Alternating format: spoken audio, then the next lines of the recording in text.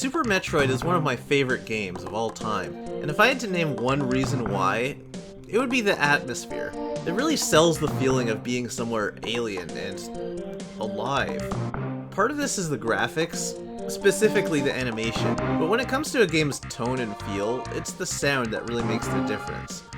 There's a large collection of music and sound in this game that I can talk about, but for this video, I'd like to talk specifically about the music adapted from the first Metroid game and how it was changed. Other than the musical sound effects, such as when you obtain a new item, there's only 2 adapted tunes. Well, maybe 3. I can't decide if these 2 are meant to be connected.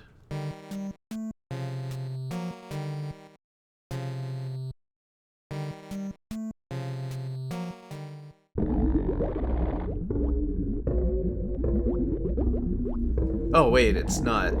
It's just a cover of the original Torian music. I never beat Metroid. Okay, so aside from Torian, the item collect music, and the music it plays when you emerge, there's 2. And I want to talk about those 2. First, the title music. Original Metroid's title screen is accompanied by this eerie tune.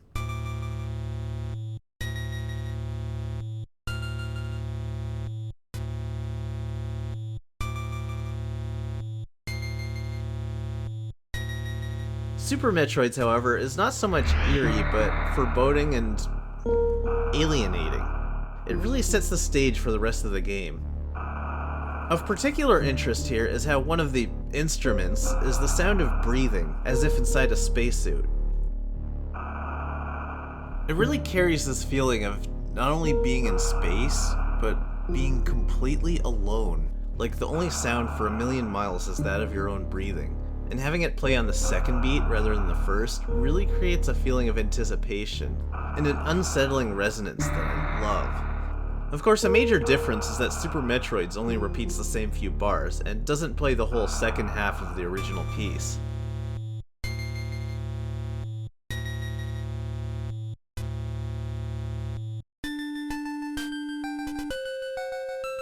It's likely that this is because the original music kind of moves away from that eerie tone and takes on more of a feeling of adventure and exploration.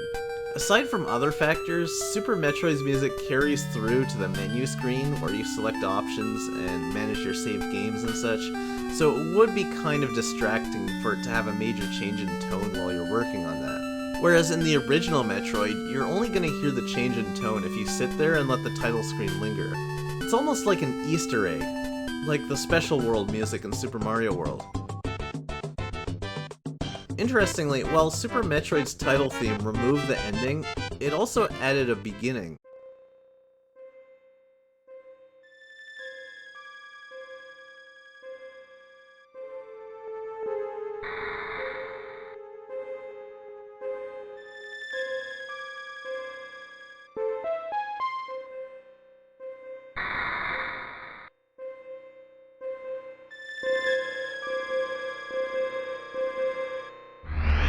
So it's kind of like there are 2 official versions of the same song, but both are missing a chunk of the other version. I kind of want to do a remix now that combines both versions. Maybe later. Now, the other music that was adapted from the original Metroid was the music played in the item rooms, areas where you collect artifacts left behind by the Chozo. The original version had a really minimalist, hollow sound to it. It's kind of empty, bland even.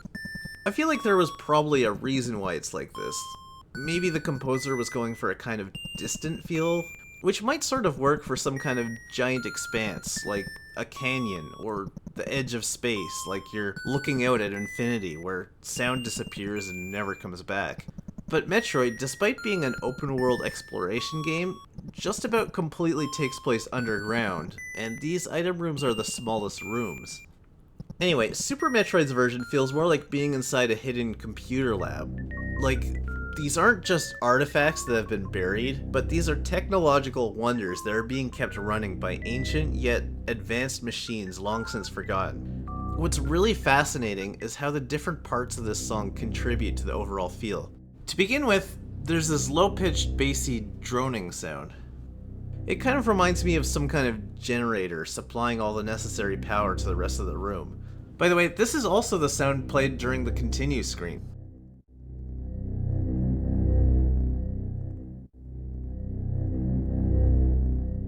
But then there's the main melody, which in this case is 2 simultaneous tracks which play in 2 different octaves. The first 7 notes play out the same way as in the original version.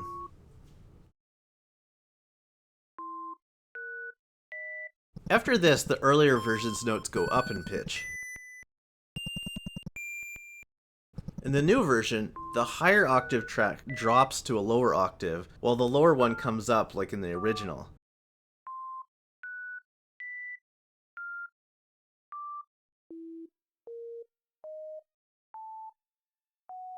It feels like Super Metroid's composer had a sort of different idea of where he wanted to go with the music, but also wanted to be true to the original, and found this as his compromise. And it works! What's also really cool to me is the final element to all of this, which is the little computery chirp sound. This might not be so obvious right away, but these are the same 7 notes you've been hearing this whole time.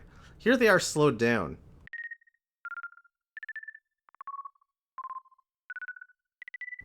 Altogether, there's a strange chaotic interconnectedness here, like multiple programs running the same data. One of the tracks is just one note, and the other 3 are all variations of the same simple pattern.